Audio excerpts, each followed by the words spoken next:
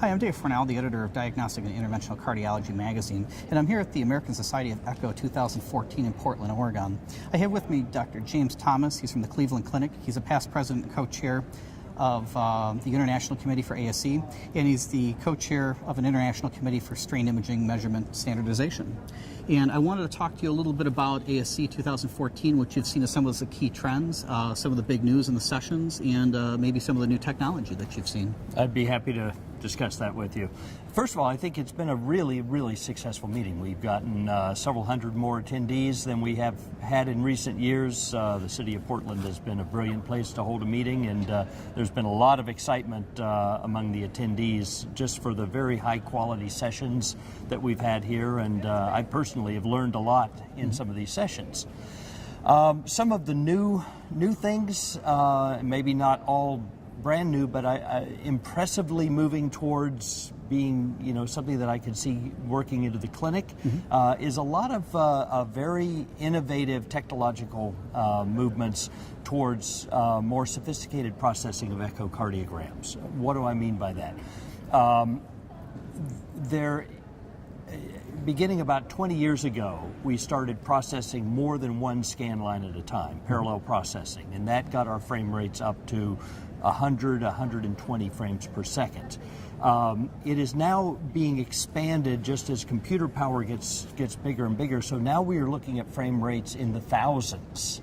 And what can we do with frame rates like that? We can do things like shear wave, elastography, something that has been used in fields like hepatology and breast imaging, but I saw some talks yesterday from some researchers from France that shows actual application in beating hearts, which I was doubtful I would ever see, but it's clear that with improvements in technology, they really are beginning to be able to track changes of elastic modulus inside the myocardium from diastole to systole.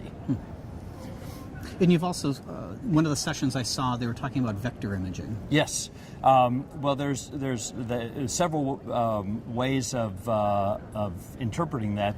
There is a lot of interest in following blood flow inside the heart, and that can be done in a couple of ways. Obviously, we have the old Doppler techniques that just use changes in frequency of the backscattered ultrasound, but there's also something akin to the particle tracking for patients that have a very low concentration of contrast in the left ventricle. You can follow that along and identify vortices as they form off the mitral valves, and see how efficiently the heart can couple these rotational movements into pumping function. And then some additional work that suggests that this can even be extended without contrast. So by simply using spontaneous contrast within the blood pool to really give true two-dimensional and even possibly three-dimensional vector imaging of blood flow. And it seems that this might be a new avenue for research, at least, to take a look at cardiomyopathies and other diagnoses preclinical before symptoms really appear. Yeah, undoubtedly it will be useful in research applications and better understanding physiology, but you never know. As these things become more mature, we will find clinical applications. If you recall, strain measurements initially were just a pure research application, but now we are doing probably 50 or 60 cases a day looking at global longitudinal strain for assessment of cancer, chemotherapy, cardiomyopathies, and subclinical valvular heart disease in patients. And going beyond the traditional echo exams, echocardiography is really getting into valve assessments and even into the interventional suites. Can you tell me a little bit about that and where things are going? Yeah, that's it's really an impressive partnership between the interventionalists and the echocardiographer. Sometimes too good of a partnership, as we spend our 6th hour monitoring a clip procedure or something. But it's clear with 3D visualization, we can just guide the catheters in with the interventionalists. It really provides an intuitive feedback to the interventionalist so they really can see just exactly where the catheter is going. I think one of the things we'll see in the next few years is a real push to sort of a virtual reality sort of display. We've had stereoscopic displays in the past that have been somewhat useful, but not real widespread. But I think now using heads-up displays and these special screens with polarizing glasses will really be able to take the interventional guidance to the next level. And with the interventional suite, it's my understanding that there's supposed to be an ICD-9 code for some of this imaging that's coming down the pike as well.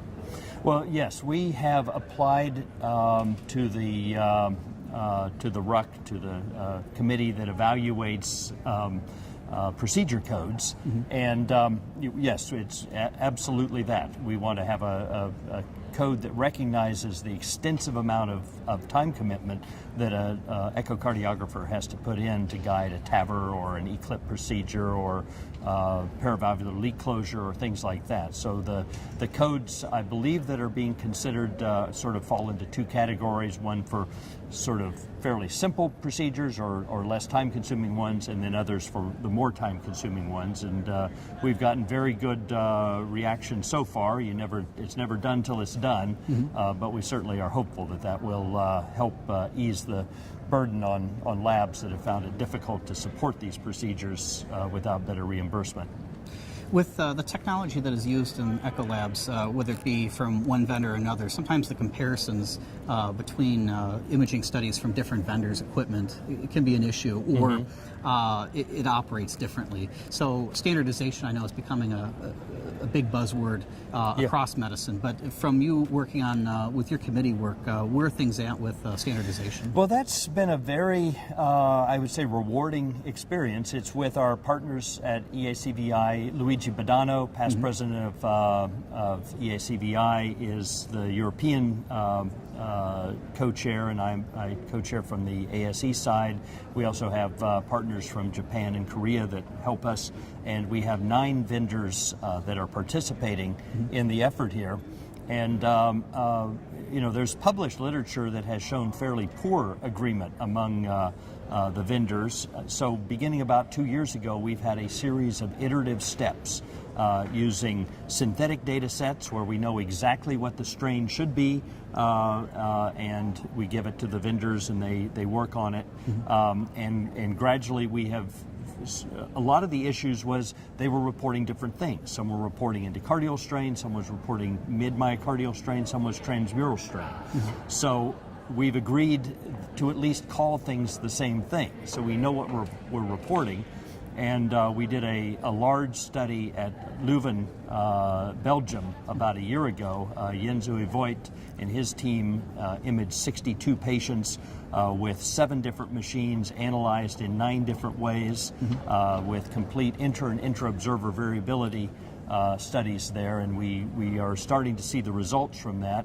And I must say, I'm very encouraged by them. They're not perfect. We've still got work to do, but it really, the glass is much more than half full at this point. We're going to try to get it filled the rest of the way and really converge on common numbers there. But I was surprised at how close we were in the values of these 9 different vendor assessments. One of the great debates that I saw the other day, they had their Clash of the Titans session, was between 3D echo and 2D echo, and is there really a need for 3D, and is 3D really ready for prime time? And I know a lot of labs are now incorporating it for LV ejection fraction quantification, but from your perspective, where do you think 3D is at in practice? I would say 3D is ready for prime time. Beginning about 5 or 6 years ago at the Cleveland Clinic lab, we had done a lot of work in 3D back in the old days. We had done a lot of the basic research studies to validate it, but it wasn't really being used in clinical practice much. But we started a program with one of the key players in this was Debbie Agler, our lead teaching sonographer, who got a team of initially just 2 or 3 sonographers who were really trained up both in 3D and in strain measurements, and say, okay, we're going to have this room, we're going to do 3D and strain in every single day, and we're going to send specific patients to it, cardio-oncology patients, valvular heart disease patients, where these numbers will make a difference. And then over the years, that has just built up, and now we have about 5 rooms that are doing 3D echoes full time during the day and also strain. And so it can be done. It is something that you have to have a commitment to. You have to have quality control. You have to have a lot of oversight there, but it can be done, and I think there is great value in it. I think I have more confidence in the volumetric numbers, and it certainly is something that with time will become both easier and more reliable. One emerging area that you just touched upon was oncology assessment, cardiac assessments for oncology patients. And I know that there was one of the first clinics that was dedicated to this just opened recently, and wanted to get your thoughts on where you think that aspect of echocardiography will be going. Well, I think it's a very promising area. After you have survived your initial bout of cancer, you are more likely to die of heart disease than you are of cancer. And a lot of these are the consequences of either the radiation or the chemotherapy. And so we've been doing a lot of work in this, and there are many other labs around the country that have started doing this. And we're looking for subtle falls in strain.